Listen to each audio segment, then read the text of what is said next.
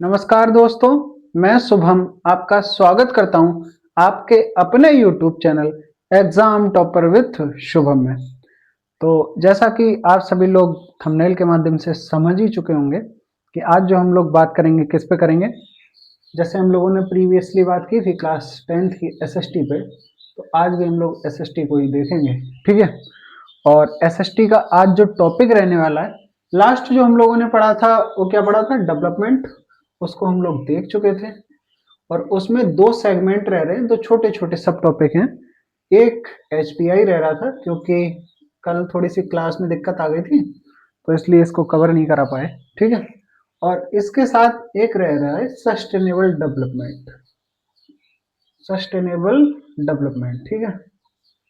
तो हम लोग इन दो सेगमेंट्स को देख लेंगे, डेवलपमेंट। ठीक, तो इसको हम लोग बाद में देख लेंगे। पहले हम लोग स्टार्ट करते हैं जो हमारा नया टॉपिक है। किधर गया रफ करने के लिए, जो नया टॉपिक है उसको हम लोग फाइनली स्टार्ट करते हैं। और स्टार्ट करने के लिए सबसे पहले हम लोग बात करेंगे किस पे, हम लोग बात करेंगे बच्चे, जो नया टॉपिक है वो देखेंगे क्षेत्रक को। क्या देखेंगे? क्षेत्रक। ठीक है, आओ। तो इसमें जो टॉपिक रहने वाला है वो रहेगा कौन सा? क्षेत्रक। इंग्लिश में इसी को हम लोग सेक्टर भी कहते हैं। ठीक, सेक्टर। अब सुनो, क्षेत्रक या सेक्टर पे हम लोग बात करेंगे।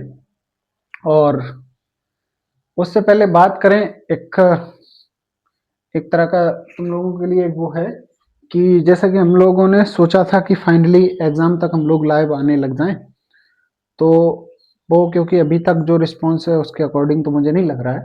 लेकिन कोई नहीं, अगर कोशिश करते हैं और अगर हम लोग लाइव आ सके तो लाइव में मैंने ये सोचा था, तुम लोगों के एग्जाम है 18 तारीख से, और अगर एक दो दिन का टाइम भी मिलता तो हम लोग रात रात भर क्लास के माध्यम से चीज़ों को कवर अप कर लेते।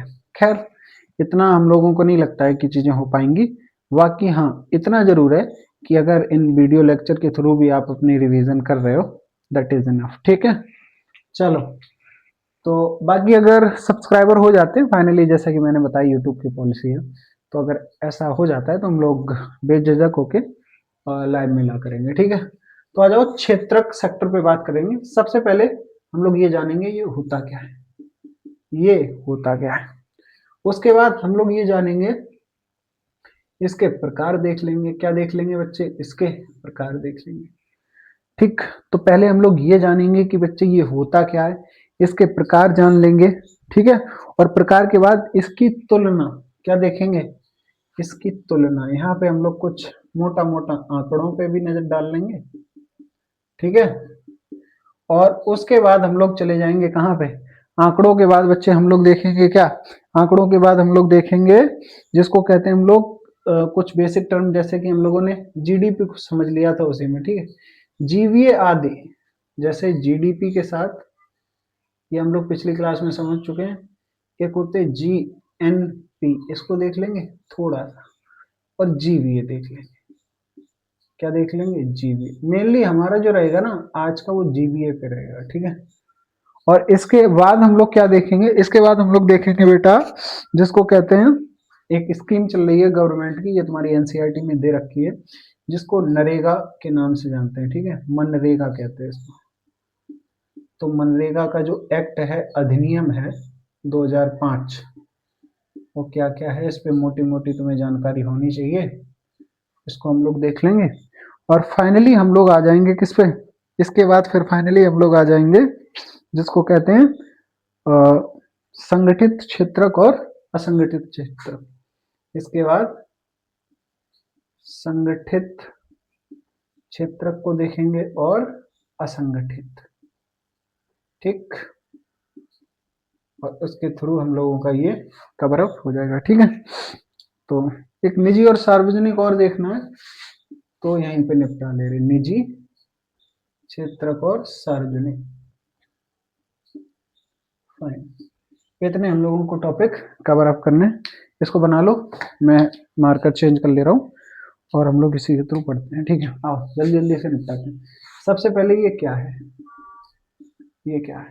सुनो, तो अगर तुमसे पूछे क्षेत्रक क्या है तो तुम कहना आर्थिक गतिविधियों को कुछ भागों में बांटा गया है। जैसे अब ये भाग क्या है, भाग तो 5 हैं लेकिन तुम्हें 3 याद रखने हैं, ठीक है। प्राइमरी सेक्टर यानी इसको कहते हैं प्राथमिक क्षेत्र। कौन सा? प्राथमिक क्षेत्रक, ठीक। दूसरा है सेकेंडरी और तीसरा है टर्सरी, यानी कि इसको कहते हैं द्वितीयक क्षेत्रक, द्वितीयक क्षेत्रक, और इसको कहते हैं तृतीयक, तृतीयक क्षेत्रक, ठीक। अब सुनो, प्राइमरी सेक्टर का मतलब है, पहली बात तो ये आर्थिक गतिविधियों को दिखा रहा है, ठीक है। यानी सारे के सारे सेक्टर किससे संबंधित होंगे? आर्थिक गतिविधियों से। मैंने कहा प्राइमरी सेक्टर के अगर एग्जाम्पल लूं तो मैं तुमसे कहूंगा प्राथमिक क्षेत्र, तुमसे अगर कोई पूछ ले तो एग्जाम्पल दे के उसको समझा देना कि वो सारी की सारी गतिविधियां, वो सारी की सारी की गतिविधियां यानी कि आर्थिक गतिविधियां जो प्रकृति के थ्रू होती हैं क्या कहलाती हैं? प्राथमिक सेक्टर कहलाती है। जैसे कृषि, जैसे कृषि, कृषि खेत मानव ने बनाया क्या? खेत तो भाई प्रकृति ने दिया है। तो अगर प्रकृति ने दिया है बच्चे, प्रकृति ने खेत दिया है और इसके माध्यम से हम फसल उगा रहे हैं और उस फसल को हम कहीं ना कहीं मार्केट में बेच के लाभ कमा रहे हैं, तो वो जो सेक्टर, वो जो आर्थिक कमाई कर रहे हैं वो किस में कंसीडर की जाएगी? प्राइमरी सेक्टर में, यानी प्राथमिक क्षेत्र में, ठीक है।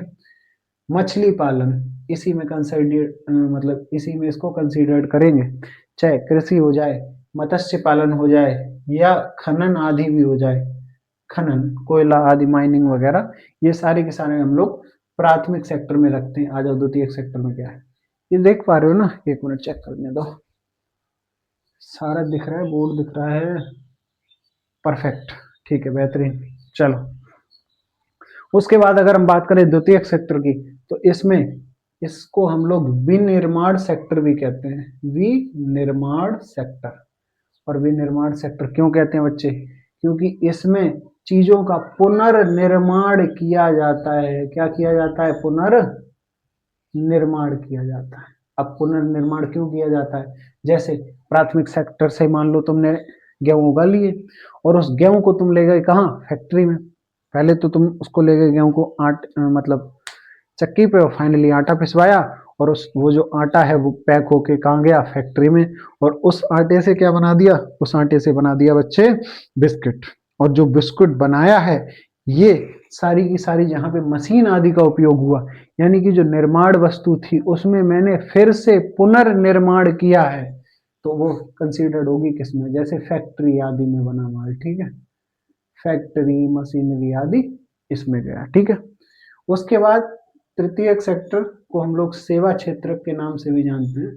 तो इसमें सेवा आदि से संबंधित बात की जाती है, जैसे डॉक्टर अपनी सेवा दे रहा है, ठीक, टीचर अपनी सेवा दे रहा है, डॉक्टर हो गया, टीचर हो गया, जो सिर्फ अपनी सेवाएं देते हैं। और वो किस सेक्टर में रखे जाते हैं? उन्हें बच्चे जो केवल अपनी सेवाएं देते हैं उन्हें बच्चे हम लोग तृतीय क्षेत्रक में रखते हैं, ठीक। आगे बढ़ते हैं, प्राइमरी सेकेंडरी टर्सरी, इसको मैंने बता दिया, वीडियो को बैक करके देख सकते हो, नहीं तो वीडियो लंबा हो जाता है, ठीक है। आगे तो क्या है वो समझ गए, और इसके प्रकार भी प्राइमरी सेकेंडरी टर्सरी हम लोगों ने देख लिया, ठीक है। इसका मैंने आंसर दे ही दिया था एक लाइन में कि आर्थिक विधियों को कुछ भागों में बांटा गया है और जिन भागों के थ्रू बांटा गया उसी को हम लोग प्राइमरी सेकेंडरी टर्सरी सेक्टर के नाम से जानते हैं, ठीक। अब सुनो कुछ तुलना कर लेते हैं, इसको हम लोग अभी रहने देते हैं, पहले इस पे देख लें, ठीक है। अब लास्ट हम लोगों ने जीडीपी पे बात कर ली थी, ठीक है। अब जीडीपी पे बात कर ली थी, अब जीएनपी, जीएनपी जो है ना इसी का अपडेटेड वर्जन है, ठीक। एक है जीवीए, इस पे हम लोगों को मेनली बात करनी है। अब ये जीवीए क्या है, इस पे हम लोगों को क्या करनी है? बात करनी है। तो सुनो, जीडीपी का मतलब होता है ग्रॉस डोमेस्टिक प्रोडक्ट, ठीक है। इसका मैंने कल तुम्हें बताया था, एक निश्चित भौगोलिक क्षेत्र में, एक निश्चित भौगोलिक क्षेत्र में, दिखाई पड़ना, एक निश्चित भौगोलिक क्या क्षेत्र में, परफेक्ट, ठीक है, एक निश्चित भौगोलिक क्षेत्र में तो ये है निश्चित भौगोलिक क्षेत्र। एक निश्चित भौगोलिक क्षेत्र में एक समय अवधि में उत्पादित सभी वस्तुओं और सेवाओं के अंतिम मौद्रिक मान को क्या कहते हैं? जीडीपी कहते हैं। ठीक, अब उस जीडीपी में, अब सुनो, ये एक भौगोलिक क्षेत्र में यानी भारत की बात करें तो भारत में कुछ लोग तो ऐसे भी होंगे जो विदेशों से आए भारत में कमाने के लिए। जैसे तुम लोग जाते हो अमेरिका चले गए या इंग्लैंड चले गए या फ्रांस चले गए, जर्मनी चले गए, जापान चले गए, या कहीं नहीं तो दुबई और सऊदी अरब भी चले जाते हो पैसे कमाने के लिए। ऐसे ही कई देश के लोग, तुम्हारे यहाँ नेपाल से लोग आते हैं जो पैसे कमाते हैं, तो वो क्या भारतीय है? अब भारतीय तो है नहीं, तो उनकी आय भारत में जोड़ी जानी चाहिए कि नहीं? तो नहीं जोड़ी जानी चाहिए। तो हम लोग क्या करते हैं, उनको घटा देते हैं, यानी कि जब विदेशियों आदि की आय घटा देंगे तो ये बन जाएगा बेटा, ये बन जाएगा एन एन एनडीपी, यानी कि net domestic product, not net domestic product. अब सुनो, अब इन्हीं लोगों की हम लोग क्या निकालते हैं? आय। जब इनकी आय निकालोगे तो सभी भारतीयों की भौगोलिक क्षेत्र पर पूरे सभी की निकाल दोगे तो जीएनपी, और सिर्फ भारतीयों की आय निकालोगे तो इसी को एन एन पी, या इसी को हम लोग सिंपल सी नेशनल इनकम एनआई भी कह देते हैं। ठीक है, एनएनपी कह लो या एनआई कह लो, एक ही बात होती है। ठीक है, यानी कि नेट नेशनल प्रोडक्ट कह लो, ठीक है, एनएनपी नेट नेशनल प्रोडक्ट कह लो या फिर नेशनल इनकम कह लो, एक ही बात होती है। अब सुनो, ये जीबीए क्या है? जीबीए का मतलब है ग्रॉस वैल्यू एडिड। इसका मतलब है, एक एग्जांपल से समझो, मान लो तुमने गेहूं किया, ठीक है, और गेहूं खरीदा मान लो 10 रुपए किलो, और तुमने गेहूं को खरीद लिया कितने रुपए किलो? तुमने गेहूं को खरीदा है 10 रुपए किलो। ठीक है, 10 रुपए किलो, 1 किलो तुमने 10 रुपए खरीदा। अब उसमें क्या किया तुमने? उसको पीस लिया। अब तुम्हारी जो पिसाई लगी है, लेट से सपोज वो लग गई 1 रुपए की। ठीक, इसके बाद तुमने उसका आटा बनाया और पैकिंग करने के बाद फाइनली उसको मार्केट तक बेचा, उसमें 1 रुपए और तुम्हारा खर्च हो गया। यानी अब तुमने, ये हो रहे टोटल रुपए कितने? 12। टोटल कितने हो रहे? 12। अब तुमने इसको बेच दिया है मुनाफा जोड़ के कितने? 15 में। कितने में? 15 में। यानी कि जो 12 में तैयार हुई थी चीज, अब वो 15 में बेच गए। अब सुनो, चीज तो यही है ना, वैल्यू तो यही है ना, आटा ही तो बेचा, यानी गेहूं को ही तो बेचा, उसको पीस के तुमने बेचा। इसका मतलब है उसमें जो ये और ये तुमने किए, इसी को वैल्यू की एडिशन कहते हैं। इसी को वैल्यू की क्या कहते हैं? एडिशन कहते हैं। इसका मतलब है किसी चीज में हमने कितनी मूल्य वृद्धि की है, उसको हम लोग जीवीए से दर्शाते हैं, दिखाते हैं। ठीक है, इतना ही जानने के लिए पर्याप्त है। इसको 2 बार बैक करके देख लेना, नहीं समझ में आया हो। ठीक है, तो आगे बढ़ते हैं। ठीक है, अब हम लोग बात करेंगे मनरेगा पे, और मनरेगा के बाद चलो पहले ये देख लेते हैं तुलना क्या। यहाँ पे मैं कुछ चीजें बना रहा हूँ, ऐसे समझ लो, प्राइमरी सेक्टर, सेकेंडरी और टर्सरी। एक आंकड़े लेता हूँ 1950 के दशक के, और ये आंकड़े हैं लगभग अभी के। ठीक, या कई बार मोटा मोटा 2020 के मान लो। ठीक है, 20 के दशक के। अब सुनो, पहले जो रोजगार था, सबसे पहले बात कर लेते रोजगार पे। रोजगार पे 1950 में जो प्राइमरी सेक्टर में रोजगार काम कर रहे थे, वो अप्रोक्सीमेटली काम कर रहे थे 85%। ठीक, कितने? 85%, लगभग 12.5%। ठीक है, इसको राउंड फिगर करके लिख लो ताकि हमें इसको कर लो 75%, और ये थे लगभग 12.5%, 13 मान लो इसको। ठीक है, और ये थे 12%।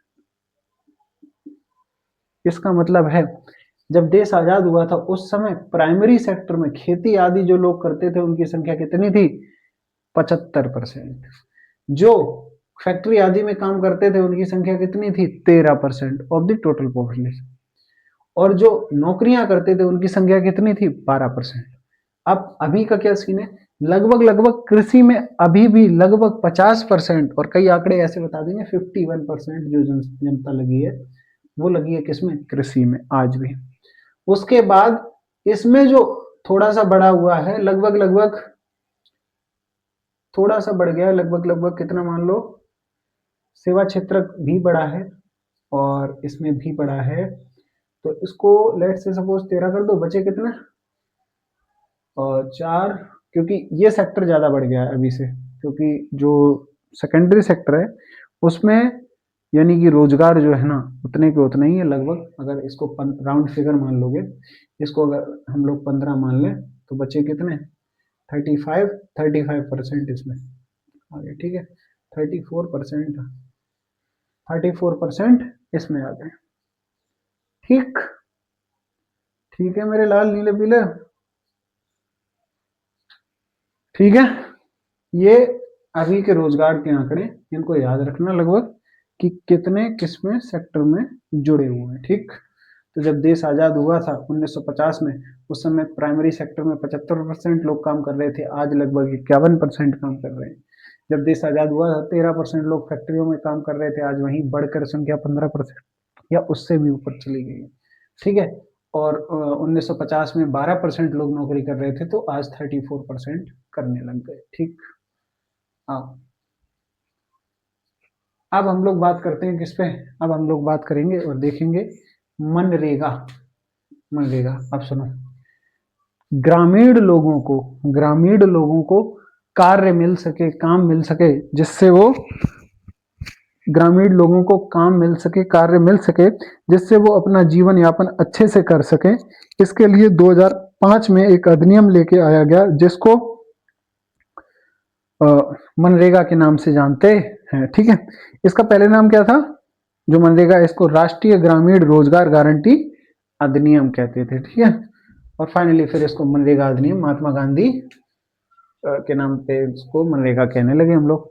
2005 में लेके आए गए। इसमें क्या क्या है, पहली बात 100 दिन गारंटी थी, 100 दिन गारंटी, ये दिख रहा है ना, एक मिनट, 100 दिन की गारंटी थी। इसका मतलब है बच्चे, इसका कहने का मतलब है, 100 दिन गारंटी का मतलब है कि ग्रामीण क्षेत्र में रहने वाले जो लोग हैं उन्हें भारत की सरकार 100 दिन की रोजगार की गारंटी देगी प्रचलित मजदूरी पे। इसका मतलब है अगर सरकार मनरेगा के थ्रू काम नहीं भी कर पाई तो भी सरकार को 100 दिन की मजदूरी उन्हें फ्री में देनी पड़ेगी, क्योंकि मनरेगा का काम तुम लोग जानते हो, रोड वोड खोदना, कभी ये जो नाला वगैरह है इसको चौड़ा करवाना, आदि आदि होता है। इसका मतलब अगर मान लो सारे काम हो गए हैं फिर भी कुछ बचा ही नहीं है, तो भी सरकार की ये जिम्मेदारी है, जो मनरेगा योजना के थ्रू जुड़े हुए उनका कार्ड भी बनता है, ठीक है ना, वो जुड़े हुए उन्हें 100 दिन की गारंटी रोजगार देना पड़ेगा। अगर नहीं दे पा रही है सरकार तो उन्हें 100 दिन का पेमेंट करना पड़ेगा, ठीक। ये इसमें चीज थी जो जानने योग्य थी बस, और कुछ खास नहीं। बाकी का अगर पढ़ना चाहो तो पढ़ लेना, इतना जरूरी नहीं है। अब हम लोग बात कर रहे हैं संगठित क्षेत्र और असंगठित क्षेत्र पे, उसके बाद निजी और सार्वजनिक। सुनो, संगठित क्षेत्र का मतलब है कुछ से क्षेत्रक ऐसे हो, संगठित क्षेत्र का मतलब, इसके कहने का मतलब है संगठित क्षेत्र कौन होते हैं, जिसमें जो अपना एक प्रॉपर रजिस्टर मेंटेन करें। एक क्या मेंटेन करें, रजिस्टर, एक एक चीज को लिखें, जो पीएफ आदि उपलब्ध कराएं, प्रोविजनिंग फंड, उनको हम लोग कहते हैं कि वो संगठित क्षेत्र में होंगे। असंगठित क्षेत्रकों का मतलब, मान लो कॉन्ट्रैक्ट पे कुछ दिनों के लिए काम पे गए और कुछ दिनों बाद कंपनी वाले ने, काम वाले ने तुम्हें निकाल दिया, तो वो क्या था, वो था एक तरह से असंगठित क्षेत्र, ठीक है। संगठित क्षेत्र का मतलब है जो पीएफ आदि दे, जो सारी सुविधाएं दे, मेडिकल लीव देगा, हर चीज तुम्हें देगा। इसका मतलब ये एक तरह से जैसे कहते हैं ना, सरकारी, सरकारी नहीं है, लेकिन संगठित क्षेत्र का मतलब है बहुत बड़ी कंपनी है और प्रॉपर अपने एम्प्लॉय की देखभाल करती है, उनकी हर एक चीज सुनती है और जरूरत के हिसाब से उनको सारी सुविधाएं दी जाती है। इसमें मेडिकल लीव वगैरह वगैरह सब कुछ मिलती है। इसमें कुछ नहीं मिलती, ये एक तरह से ऐसा ही समझ लो, टेम्परेरी होते हैं, ठीक। अब हम लोग बात करते हैं निजी क्षेत्र और सार्वजनिक क्षेत्र। निजी क्षेत्र का मतलब है प्राइवेट कंपनियां, प्राइवेट कंपनियां, और ये है सार्वजनिक का मतलब पब्लिक सेक्टर, इसका मतलब सरकारी, इसका मतलब क्या, सरकारी। अब कुछ क्षेत्र प्राइवेट भी होते हैं, जैसे रिलायंस हो गया, मतलब जियो, ठीक है, जैसे रिलायंस हो गया, टाटा हो गया, ठीक है, अडानी जी की जो कंपनीज हैं वो हो गई, ये सारी की सारी प्राइवेट सेक्टर कंपनी है, निजी। उसके बाद एक सरकारी सेक्टर की कंपनी, जैसे कि कंपनियों की अभी हम लोग बात कर लेते हैं, जैसे कि मैंने नाम लिया, जैसे मैंने कहा सेल, भेल, रेल, ठीक है ना, ये सारी की सारी क्या हो गई, ये सरकारी क्षेत्र की कंपनियां हैं। तो जिसमें सरकार का प्रतिनिधित्व हो, सरकार की हिस्सेदारी जिस कंपनी में 51% या उससे अधिक हो, 51% या उससे अधिक हो, उसको हम लोग कहेंगे ये सरकारी क्षेत्र यानी सार्वजनिक क्षेत्र की कंपनी है। ये सरकारी क्षेत्र यानी कि सार्वजनिक क्षेत्र की क्या है, कंपनी है, ठीक। तो हम लोगों ने बात कर ली, क्या है वो देख लिया, प्रकार इसके क्या है, तुलना के कुछ आंकड़े मैंने दिखाए, जीडीपी, जीएनपी और जीवीए में अंतर बता दिया, ठीक है, मोटा मोटा। मनरेगा को हम लोगों ने देख लिया, संगठित असंगठित क्षेत्र को देख लिया, निजी और सार्वजनिक क्षेत्र को देख लिया, ठीक है। आई थिंक, मुझे नहीं लगता इसमें अब कुछ छूट रहा हो। चलो, इस चैप्टर में हम लोग कवर अप कर चुके, हो चुका है लगभग सारा, और क्योंकि छोटा ही टॉपिक था, और अभी सेम हम लोगों को एक दूसरा वो बनाना है और उस पर बात करनी है। उससे पहले हम लोग पिछले जो चैप्टर में छूट गया था उस पर बात कर लेते हैं। दो टॉपिक छूटे थे, कौन कौन से, एक छूटा है अपना जिसको हम लोगों ने कहा क्या, एक छूटा है जीडीपी और एक सस्टेनेबल डेवलपमेंट। तो पहले जीडीपी, सॉरी, एचडीआई पे बात कर लेते हैं। सबसे पहले बच्चे, इसको 1900 दशक में तैयार किया गया। जो तैयार किया था वो दो लोगों का नाम याद रख लेना। एक व्यक्ति थे जिनका नाम था प्रोफेसर महबूब उल हक, महबूब उल हक, एक ये व्यक्ति थे, और एक याद रख लेना भारत से जो जो थे, इनका नाम था प्रोफेसर अमृत कुमार सेन, अमृत कुमार सेन, ठीक, इनका नाम। ये दो व्यक्ति थे जिन्होंने 1990 के दशक में बच्चे, 90s के दशक में क्या किया, एचडीआई को डिजाइन किया गया था। और क्यों किया था इन लोगों ने, ताकि जो विकास है उसका पैमाना अच्छे से बन सके और विकास को हम लोग अच्छे से नाप सके, इसलिए एचडीआई को लागू किया गया, इसको बनाया गया, ठीक है। एचडीआई में तीन चीजें मेनली होती हैं, कौन कौन सी होती हैं, वो तीन चीजों पे ध्यान देता है, उसको तुम लोग खुद पढ़ो, क्योंकि मैं चाह रहा हूं इसको एक बार सरसरी निगाहों से देख लो, ठीक है। तीन चीजें होती हैं मोटा मोटा, उसको तुम लोग पढ़ लेना, देख लेना, ठीक है, कौन कौन सी तीन चीजें, जिसमें से एक होगी क्या, लाइफ एक्सपेक्टेंसी, एक शिक्षा के बारे में होगी, ठीक, और एक और होगी, इनको सभी को स्कूल जाने की औसत वस्त, ठीक, इनको देख लेना। और उसके बाद एचडीआई जो है ना, मेनली ये, इससे हम लोग क्या करते हैं, तुलना करते हैं और देशों की तुलना करते हैं, और देशों के विकास के स्तर को हम लोग जानते हैं, विकास स्तर, उसका हम लोग क्या लगाते हैं, पता, विकास के स्तर का हम लोग पता लगाते हैं, ठीक, नोट कर लेना। एचडीआई का प्रयोग तुलना के लिए किया जाता है, किनकी तुलना, देशों की तुलना, और देश की तुलना कैसे करते हैं, विकास के स्तर पर नाप के पता चलता है। हर साल, लगभग हर साल ये अपनी रिपोर्ट जारी करती है, जिसको H D R report, human development report के नाम से जाना जाता है। इस रिपोर्ट में बच्चे 5 तरह के सीक्वेंस होते हैं, 5 तरह के सीक्वेंस होते हैं, उसमें से एक इंडेक्स जो है दैट इज एचडीआई, ठीक है, और कई सारे होते हैं, जानने की तुम्हें जरूरत नहीं है, ठीक। एचडीआई ये एचडीआर रिपोर्ट है, इसके थ्रू जारी किया जाता है। इसी में एमपीआई भी होती है, मल्टी डायमेंशनल पॉवर्टी इंडेक्स, इसी के थ्रू आती है, ठीक है। आदि आदि जानने की तुम्हें जरूरत नहीं है, ठीक है, एचडीआई इतना जान लेना इसके बारे में, ठीक। दूसरा, एचडीआई के बाद हम लोग एक छोटा सी चीज देख लेते हैं, सस्टेनेबल डेवलपमेंट, या इसी को कहते हैं धारणीय विकास, धारणीय विकास। अब सुनो, धारणीय विकास का मतलब क्या है, धारणीय विकास का मतलब है, धारणीय विकास का मतलब है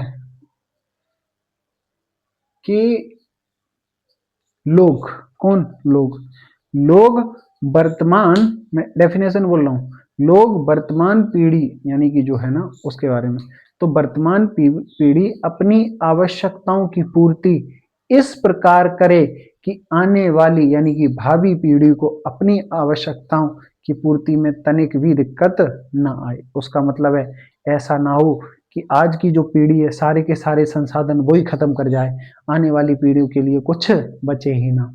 तो मैंने कहा सस्टेनेबल का मतलब है ऐसा विकास होना चाहिए जो संधारणीय हो, जो धारणीय हो, कहने का मतलब जो सस्टेनेबल हो, जो चलता रहे।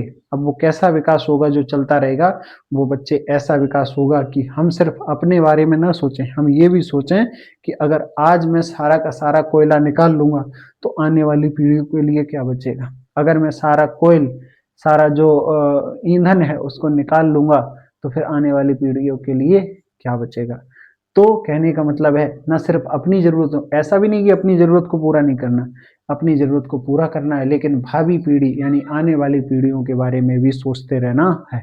उसको कहते हैं धारणीय विकास। ऐसा विकास जो आने वाली पीढ़ी को भी शामिल करे, उनके बारे में भी सोचे बच्चे, वो धारणीय विकास कहलाता है। ठीक, इतना जान लेना। धन्यवाद। चलो, ये हो गया अपना टॉपिक कंप्लीट। अब हम लोग, क्योंकि शूट तो मैं आज ही कर दूंगा, तो फाइनली मिलते हैं अगली वीडियो में। तब तक के लिए थैंक यू।